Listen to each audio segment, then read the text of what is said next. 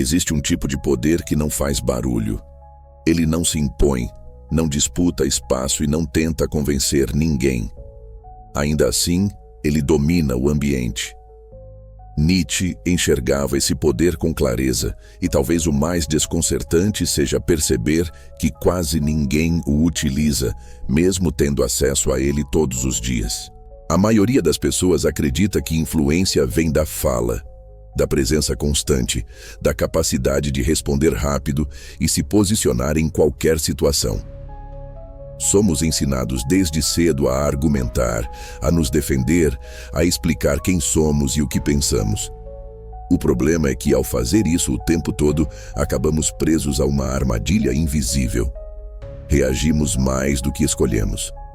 Talvez você já tenha sentido isso. Aquela necessidade quase automática de responder uma provocação. A sensação de que, se você ficar em silêncio, estará perdendo algo. Como se o silêncio fosse fraqueza. Nietzsche via exatamente o contrário. Para ele, essa urgência em reagir não é força, é dependência. Quem reage o tempo todo não controla o jogo, apenas responde a ele.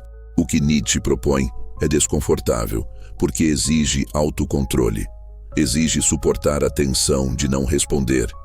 Exige abrir mão da validação imediata. Mas é justamente aí que começa um tipo de poder mais profundo, mais raro e mais difícil de ser abalado. Um poder que não vem de fora, mas de dentro. Ao longo deste vídeo, você vai perceber que o silêncio, na visão de Nietzsche, não é ausência nem fuga. É uma escolha estratégica, um reflexo de domínio interior. E, quando bem compreendido, ele se torna uma das formas mais eficazes de influência humana. Não porque intimida, mas porque revela força onde quase ninguém olha. Discutir parece, à primeira vista, um sinal de força. A sensação é de que, ao defender um ponto com convicção, estamos demonstrando inteligência, domínio e segurança. Mas, na prática, quase nunca é isso que acontece. Quando uma conversa vira disputa, algo muda no ar. O foco deixa de ser a verdade e passa a ser a sobrevivência do ego. E nesse momento, ninguém está realmente ouvindo. Quando alguém se sente atacado, o cérebro não entra em modo reflexão, ele entra em modo defesa. A pessoa não analisa melhor o argumento, não pondera com calma, não revisa suas crenças, ela se fecha. Quanto mais você insiste, mais resistência cria. É como empurrar uma porta que abre para o outro lado. Quanto mais força você faz, mais ela parece travada. Esse é um erro comum porque fomos ensinados a acreditar que boas ideias vencem sozinhas, que lógica, fatos e argumentos sólidos bastam. Mas seres humanos não funcionam assim. Antes de sermos racionais, somos emocionais. Antes de buscarmos coerência, buscamos segurança. E qualquer conversa que ameaça a identidade de alguém desperta o instinto de proteção, não a curiosidade. É por isso que tantas discussões parecem circulares. Você fala, o outro rebate. Você reforça, o outro se fecha ainda mais. A conversa esquenta, o tom sobe e o ponto inicial se perde no caminho. No final, ninguém muda de ideia. O máximo que acontece é alguém ficar em silêncio por cansaço, não por convencimento. E isso nunca gera respeito real. Muitas discussões, no fundo, não são sobre o que está sendo dito. São sobre quem vai parecer mais forte, mais inteligente, mais certo. É uma disputa silenciosa por validação. Quem vence sente um alívio momentâneo, mas perde algo mais sutil: postura. Porque quem precisa convencer o tempo todo passa a impressão de que depende da aprovação do outro para sustentar sua posição. Existe uma virada de chave importante aqui. Quem tenta vencer no argumento, muitas vezes, já perdeu na postura. Falar demais, explicar demais, justificar demais, não transmite autoridade, transmite ansiedade. E, em interações humanas, ansiedade raramente inspira respeito. O que inspira respeito é autocontrole, presença e a capacidade de não reagir a qualquer estímulo. Quando você entra em toda a discussão, você se coloca no mesmo nível emocional do outro. Você aceita o jogo. E quem aceita o jogo raramente controla as regras. É nesse ponto que algo contra-intuitivo começa a surgir. Talvez o poder não esteja em responder melhor, mas em não responder imediatamente. Talvez a força não esteja em vencer debates, mas em não precisar deles. Essa percepção nos leva diretamente a uma questão mais profunda, que muda completamente a forma como enxergamos poder e influência. Afinal, se discutir não é força, então o que é? É exatamente isso que nos leva ao próximo ponto. O que Nietzsche chama de poder de verdade. E por que isso começa dentro? Quando Nietzsche fala sobre poder, ele não está se referindo ao tipo de força que faz barulho. Não é o poder de quem grita mais alto, impõe opiniões ou vence disputas públicas. Para ele, esse tipo de comportamento revela justamente o oposto: fragilidade. O verdadeiro poder, na visão nietzschiana, começa em um lugar muito mais silencioso e difícil de dominar: o mundo interior. Nietzsche observava que a maioria das pessoas vive reagindo. Reage a críticas, provocações, olhares, palavras atravessadas. E quem vive reagindo nunca está no controle. Está sempre respondendo a estímulos externos, como se fosse puxado por fios invisíveis. Para ele, ser forte não é responder a tudo, mas escolher conscientemente quando agir e quando não agir. É nesse ponto que entra a ideia de domínio de si. O indivíduo verdadeiramente poderoso não é aquele que nunca sente raiva, orgulho ou impulso, mas aquele que percebe essas emoções surgindo e ainda assim não se deixa comandar por elas. Ele não morde toda a isca, não entra em todo o conflito, não sente a necessidade constante de provar seu valor para o mundo.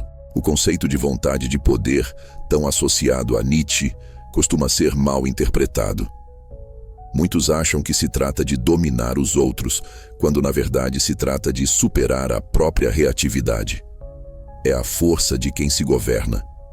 Quem não consegue controlar a si mesmo sempre acaba sendo controlado pelo ambiente, pelas opiniões alheias e pelas circunstâncias. Dentro dessa lógica, o silêncio ganha um novo significado. Ele não é fuga, nem submissão. É presença. É a escolha consciente de não desperdiçar energia com aquilo que não merece resposta. É a demonstração prática de que você não depende da validação imediata do outro para sustentar quem você é ou no que acredita. O forte, para Nietzsche, não é o que responde tudo. É o que observa, avalia e decide. Há uma enorme diferença entre não responder por medo e não responder por clareza. O silêncio do fraco é tenso, carregado de insegurança. O silêncio do forte é estável, firme e muitas vezes desconcertante para quem espera reação.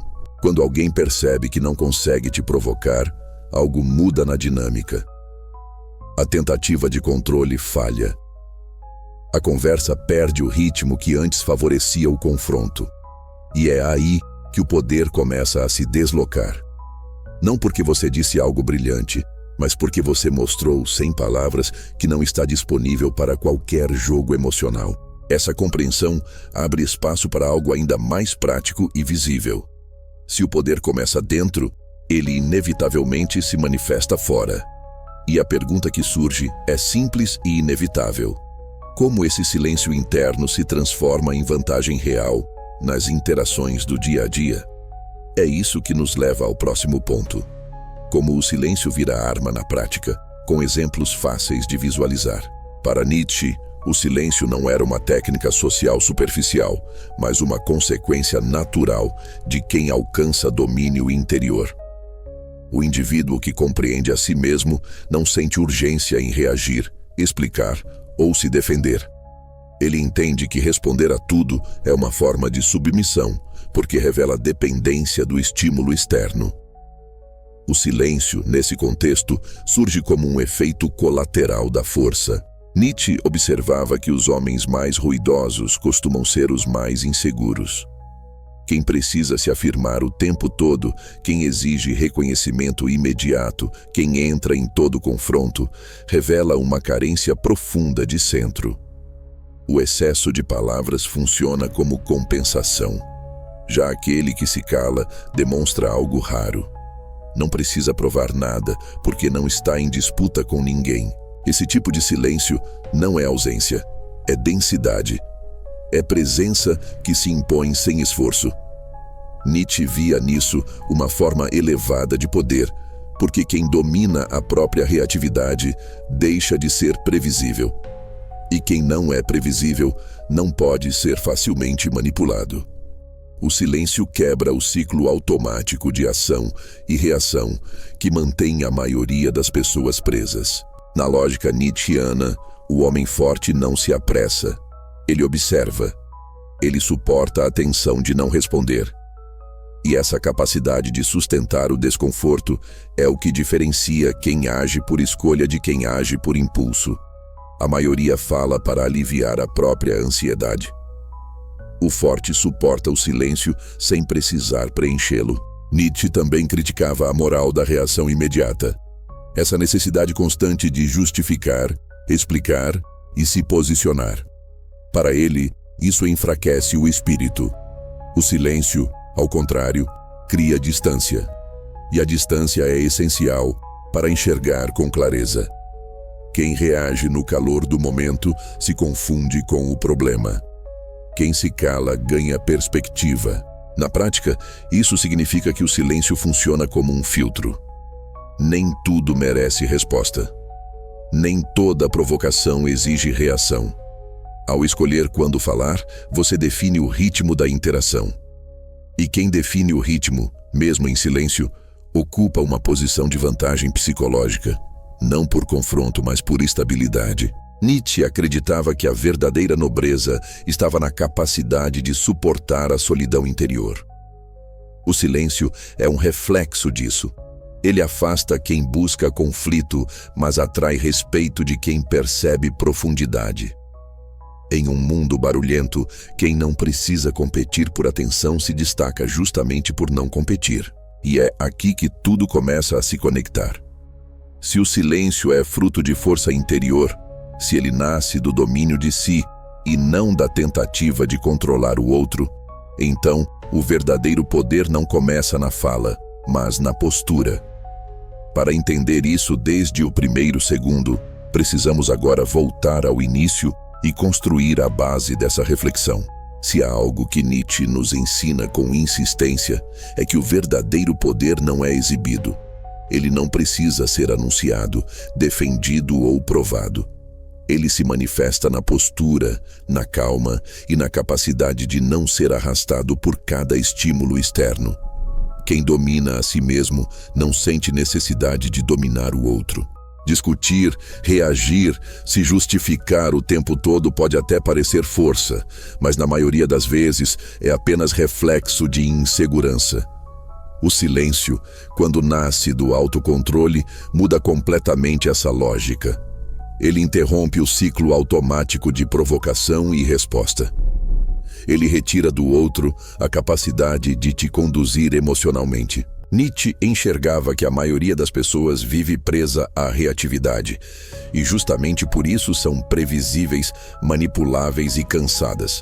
O indivíduo forte, por outro lado, escolhe quando falar, quando agir e quando se calar. Não por medo, mas por clareza. Não por submissão, mas por soberania interior. Em um mundo que valoriza o ruído constante, o silêncio se torna um diferencial. Não como técnica social barata, mas como consequência de um espírito que não precisa competir por atenção. Quem sustenta o silêncio com presença, cria impacto sem esforço. E isso é algo que se sente mesmo quando não é dito. Talvez a próxima vez que você se sentir provocado, questionado ou pressionado a responder, você se lembre disso. Talvez perceba que o verdadeiro poder não está na resposta imediata, mas na escolha consciente. E essa escolha, silenciosa e firme, diz muito mais sobre você do que qualquer argumento. Se essa reflexão fez sentido para você, compartilhe nos comentários como o silêncio já apareceu ou pode aparecer nas suas interações. Deixe seu like, se inscreva no canal para continuar explorando essas ideias. Aqui, a força não precisa gritar.